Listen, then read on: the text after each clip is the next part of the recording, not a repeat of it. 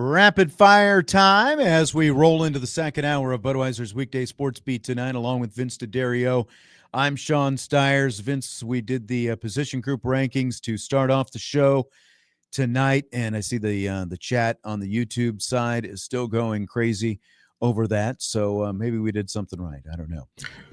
We created the conversation, Sean. It's what we do. That's right. Let's just get into rapid fire, though. PFF did a ranking themselves. They've always got some kind of ranking coming out. Top 50 returning college football players in the country this season. They've got Jeremiyah Love at number 4, like his jersey number, of course. Leonard Moore at number 6, but no other players in the rest of the top 50. My question to you, Vince, which other Notre Dame players could crack college football's top 50 list by the end of the season? This is a loaded question because I think there's a lot of potential on both sides of the football, right? I think you can start with Drake Bowen. I think he's got a great chance to be in that mix. I think Adon Shuler could be in that mix. Yep. Pick an offensive lineman, right? I think, Billy Shrouth could be in that mix. If Charles Jagisaw is around long enough this season, he could be in that mix. Dare I say Notre Dame's quarterback, whoever it is, could be in that mix. That might be a little premature, and I get that. But if you're the quarterback at Notre Dame, if they're a playoff team at the end of the season, I think the quarterback is going to deserve to be in that conversation. Sure, very least top 100. Yeah, I would say. And then I would say whoever proves themselves to be the alpha at wide receiver, whether that's Malachi Fields or Jaden Greathouse, I think they both have an opportunity to crack that list. So, I mean, there's a number of guys, to be perfectly honest with you, depending on how the season plays out. I agree. Jesus from Mexico is going in on CJ Carr and Jaden Greathouse. I agree with that, and I agree with everything that you just said. Like, I'm not sure with like Eli Raridan, I think has a chance to be really good, but to be in that conversation, I mean, he's going to have to be obviously Michael Mayer, Brock Bowers type good as a tight end. I don't know that he, gets that kind of consideration in one season, as good as he can be. I was kind of surprised with the kind of love that Emil Wagner has been getting from some of these, different preseason All-Americans and watch lists and stuff. But again, we're talking about top 50. So really that's fairly select. And for Notre Dame to have 2 guys on there, especially 2 guys in the top 10, that's already, pretty high praise that Notre Dame is getting. But I think, Adon Shuler can be in that conversation. As you said, Drake Bowen can be in that conversation. Even Kingston Viliamu-Asa can be in that consideration. Yeah. Just, again, like why I put the linebackers as my number 2 position group when we did it. And I agree, like one of the 2 receivers, I think, between Fields and Greathouse is going to have a really good shot at being in there. Now, we're not saying all of these guys are going to be in the top Right. 50. We're just saying these are guys right. I just want to make sure. No team is going to have 8 guys in the top 50 in the nation. If they do, then you're either the national champion or you're being cursed by your fan base for not winning the national championship. If you have that many guys ranked in the top 50. So can you even imagine? I mean, the year that Michigan won the national championship, they sent like 57 guys to the combine. Is there a chance that Notre Dame has, a bunch of guys? Sure. But the reality is this entire group is not going, but these are the guys that have the opportunity. Yes. Fill in the blank. The most likely player we'll be talking about at the end of training camp that we're not talking about now is blank. This might have been the hardest question that you asked for all of Rapid Fire, because we talk about everybody. Like forever? Like for the last many years? It might be. It's up there. It's top 10 for sure. But this is a tough one because we talk about every player. You know what I mean? Could it be a Will Black, on the offensive line? Is there a chance that he's playing just so well that they're like, crap, he's one of our top 5. We've got to get him in here. And then he creates a domino effect, across the board.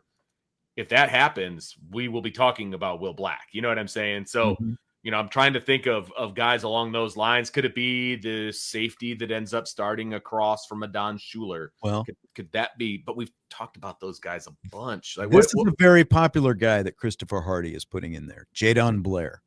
And this is obviously, the kid is good for one thing. For sure. Tall. That's why he's here. Yeah. But the question, like, over the course of training camp, can he have a Kyle Hamilton type training camp? Because that's what it's going to take to vault himself past three other guys and be that guy that we're just ranting and raving about, and a guy who can't, who they can't keep out of the starting lineup or at least out of the, high end rotation.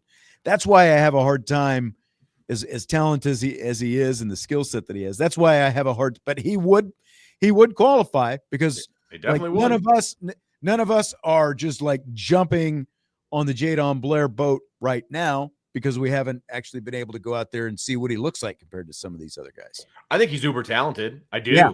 But the problem, absolutely, it's I'm not a taking problem. anything away from him at all. There's a bunch of talent vying for that opposite safety across from Adon Schuler, a ton of it. And so, which guy is going to, which cream rises to the top? You know what I mean? And could it be Blair? Sure. And if he ends up getting that spot, that's a great answer. Then we're going to be talking about him a bunch, So I don't know. Who did you have? Who was the first person that came to your mind? Honestly, this is very tough for me. I feel like it's going to be one of the offensive linemen, and you said his name.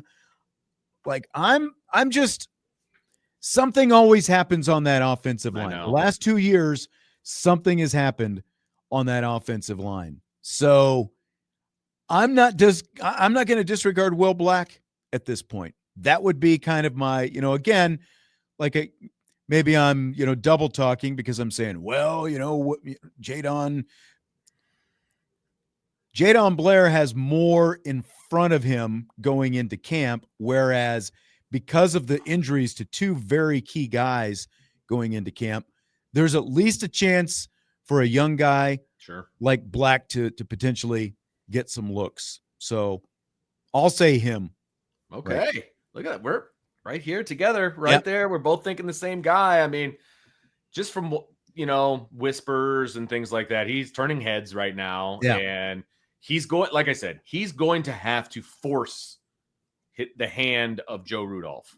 Right. And we've seen it happen before. And like you said, something always kind of crazy happens on the O-line the last few years. So it does. Nobody saw Sam Pendleton coming last year. No, they didn't. All of a sudden, he was in the starting lineup. They didn't see Anthony Knapp either. Nope. There was about 3 other tackles that we all talked about when Charles Jagisaw went down as to who's going to get that opportunity. And we're all like, what is happening? No, but it's still crazy that as scared as people were of Tosh Baker playing out there, the way they flipped out with Anthony Knapp out there, it's like, well, okay. Obviously, the options were fairly limited, but I know that was last year. We'll see what happens this year. Okay, so Cubs Hall of Famer Ryne Sandberg unfortunately passed away after a battle with cancer yesterday. Here is a little bit from Tim Kirkjian, did a tribute to Sandberg on ESPN. There was a certain elegance beyond his greatness and toughness to Cubs Hall of Fame second baseman Ryne Sandberg. There was regal quality to the way he swung the bat, the way he caught a ground ball, the way he ran the bases, and the way he always carried himself. Make a great play, act like you've done it before. Get a home run. Put your head down, drop the bat, run around the bases. Because the name on the front is a lot more important than the name on the back. He is one of the greatest defensive second basemen of all time. He won 9 Gold Gloves, second only to Roberto Alomar's 10. Sandberg once held the record for the most consecutive games without an error, 123, by a second baseman, covering 584 chances. No second baseman was better at making the turn on the double play than vanishing before a base runner could crush him. Sandberg became an offensive force in 1984 when Cubs manager Jim Fry convinced him to pull the ball as often as possible. That was definitely a turning point for me, and I just feel like I've learned what he was talking about. Things have come together the last few years as far as swinging for power. Sandberg won the National League MVP that year, which included what is known as the Sandberg game. In a left center field and deep, this is a tie ball game.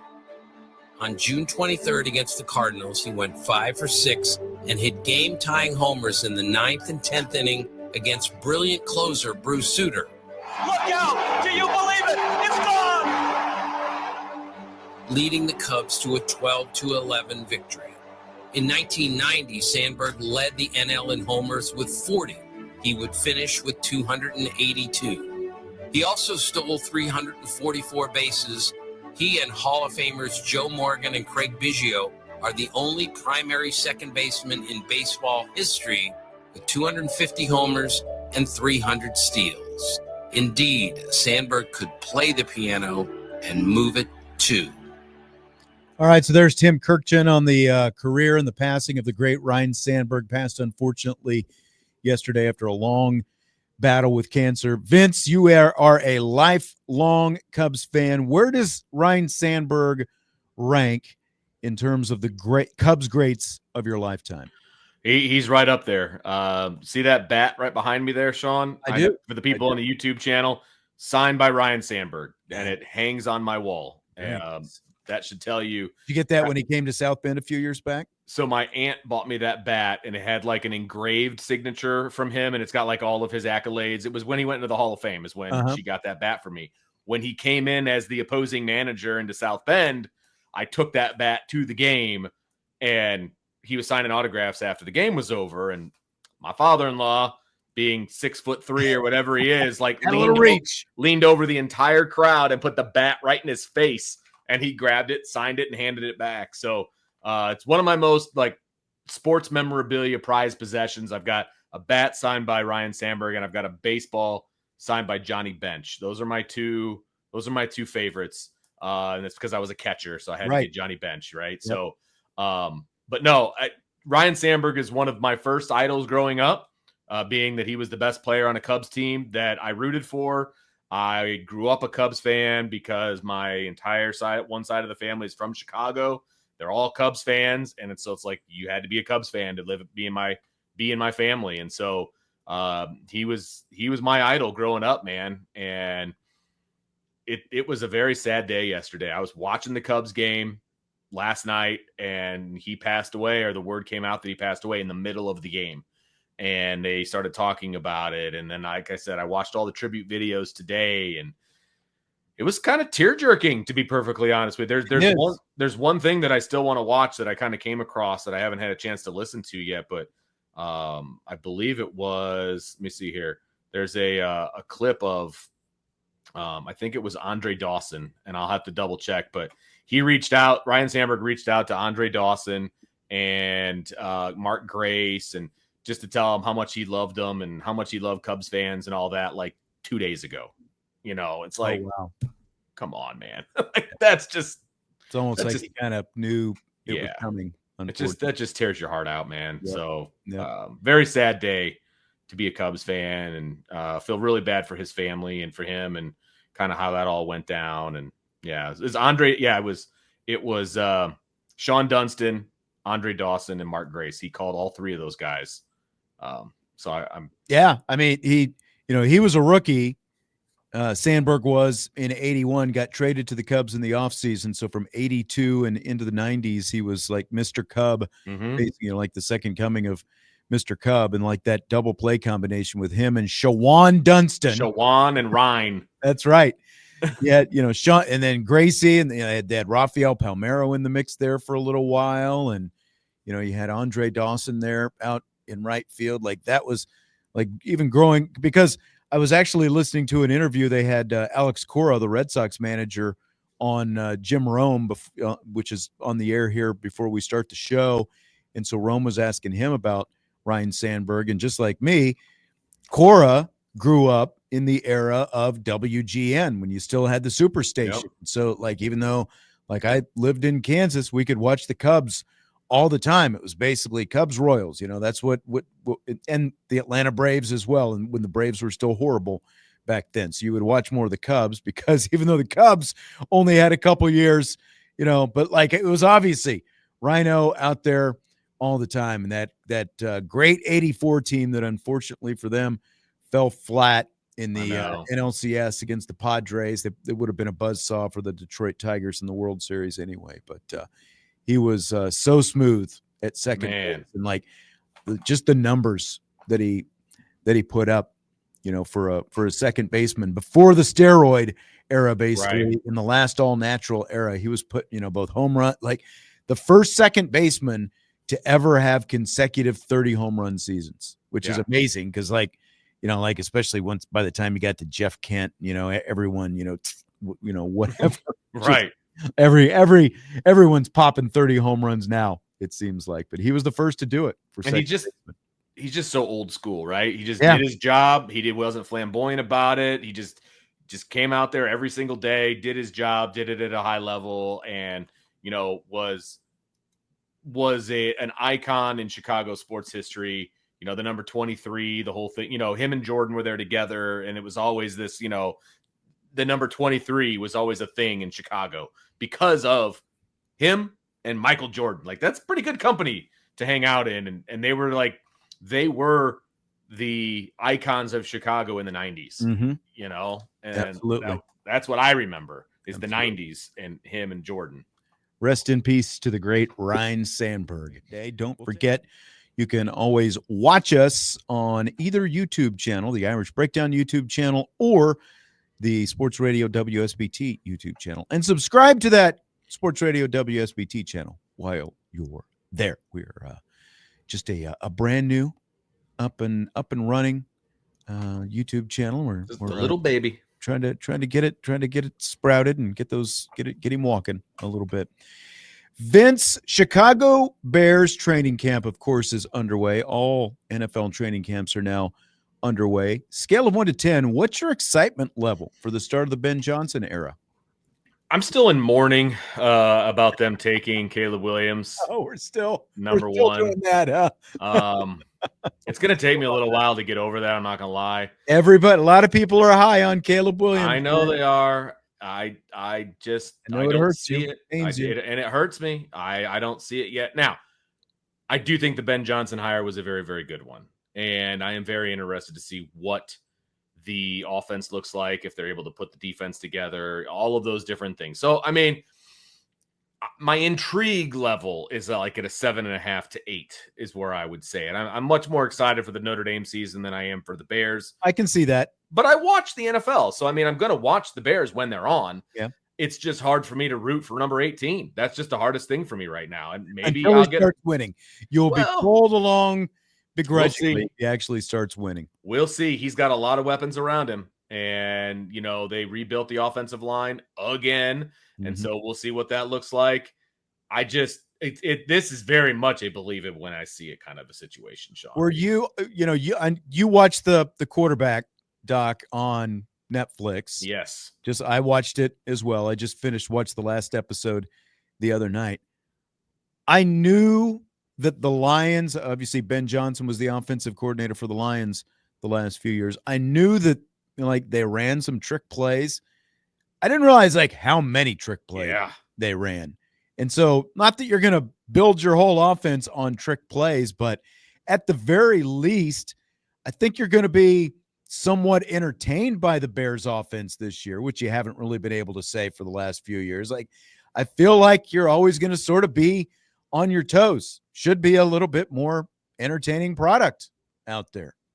That's what I took, kind of in the lens of watching that Lions offense and some of that stuff that they were doing with Ben Johnson. And it's man, now they're not going to have Jahmyr Gibbs and, is Caleb Williams going to be, end up anywhere close to Jared Goff? Remember, it took Goff's career a little bit to get going as well, but I don't know. I'm obviously not a Bears fan. So right. I would, if I were a Bears fan, I would at least have some enthusiasm that there's going to be some more creativity in that offense this season.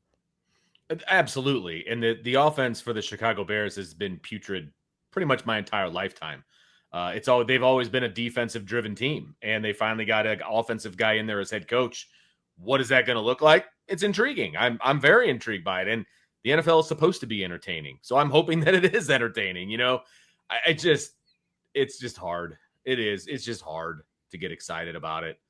But hopefully they can win some ball games. Look, the NFC North could very well be the most competitive division top to bottom in all of NFL. I think it's getting slided a little bit. There are a lot of people talking about the AFC West as the best division in baseball. I think that the two North divisions, both the AFC and the NFC, are in the, because like the Packers had a disappointing season last year, but they were still solid, and everybody thought that the Bears were going to be good last year, and obviously they had to make a coaching change. But I mean, you had the Vikings and the Lions competing for the number one overall seed going into the last couple of weeks of the season last year. And then, the AFC North, you've got the Bengals, who just missed the playoffs last year. You've got the Ravens and the Steelers. And then you've got the Browns, who were just in the playoffs a couple of years ago. And, they've got questions, but but to your point, I agree. I think that the NFC North is getting slided a little bit in terms of overall respect. I think they're going to be extremely competitive. Right now, I would put the Bears probably fourth in that division, but I think it's going to be very competitive where any one of those four teams could win at any given day. I think the Vikings are a little overrated, but we'll see. Like J.J. McCarthy, I get that. I can't. You're going to have to prove it that he can do it. He really is. I agree with Scott. Hit that like button if you would, if you're watching on the YouTube. He says, this show deserves so much more than 34 likes. I appreciate you, Scott. Irish Gordian Knot was chiming in earlier. Lives in southeastern Missouri in the highest peaks of the Ozarks. Ooh. Beautiful, beautiful, country down there. We vacationed a couple times down around Lake of the Ozarks and all that kind of stuff. Very nice. Very humid, though. But that is also the area where I went to basic training, Fort Leonard Wood. So like that's kind of my last memory of that part of Missouri. That's not going to make me like Missouri anymore. And Scott also says he still laughs whenever he thinks of Jesse's ill-advised guarantee that Steve Angeli would not be on a Power 5 roster. He didn't even bet. He just said he'd buy dinner if Angeli transferred to a Power 5. He still owes both of us dinner, by the way. I think thanks for reminding me of that, Scott, because I had completely forgotten. I feel bad for him. He's got a wedding coming up. He's got to pay for the wedding. So I'm even willing to postpone the payment of that until after the wedding, but he's going to have to pay for it. And maybe that has to come up in a rapid fire on Friday. I don't know. I think you're right. He's actually coming to town, not this weekend, but next weekend. So kind of feel like maybe it's time for him to break out the pocketbook. They do have a big payment they've got to put down, and I get at the end of the month for their deposit, the wedding, facility and all that kind of stuff. So he was actually hitting us up for some cash. So I don't know if he's going to be up for buying us dinner, but we'll see. Like I said, I'm willing to push it. I appreciate the fact he's paying for his wedding. Yep. But, that's a bet, man. He's the better between the three of us. That's right. If you're gonna make the wager, you got to pay up when you lose. Just saying. Yep. Happy Gilmore 2 dropped over the weekend on Netflix. It's been pretty polarizing so far, Vince. Scale of 1 to 10. How do you rate it? I just don't understand the polarization for it. What were some of these people expecting when they turned on Happy Gilmore 2? Right. Did they watch the first one? Because the first one was a very typical Adam Sandler, slapsticky, crude jokes and all of those things, right? Well, guess what Happy Gilmore 2 is? It's all of those things. They hit a lot of the same notes from the first one, just like Top Gun Maverick. They borrowed the beats from the first one and played off it as much as possible. I mean, it was the same type of jokes, right? And then a lot of throwbacks to the first one, a lot of homages, a lot of, bringing back the characters. And, it's exactly what it should have been. Is it going to win an Oscar? No, but that was not the goal when they made this movie. I'm just surprised at the number of people who I've heard say it was awful. Seriously. Terrible. Really? Because again, what are you expecting from Happy Gilmore or not Happy? Happy Gilmore 2. I got my Madison, Billy Madison. Billy Madison, because he's got that, what is it? Happy Madison Productions or something. Yeah. But I'm at a strong 6.5 or 7. I thought that the open was really good because again, they just jumped in, they were throwing back to a lot of the old beats. You had Ben Stiller in there revising that role. Yep. That was funny. And the thing that disappointed me the most, and I won't give it away for people who haven't seen it. I know what you're going to say. The Julie Bowen storyline, Virginia. I was Yes. very disappointed in just the lack of I wanted to see more from that character. I was disappointed with where they went with that.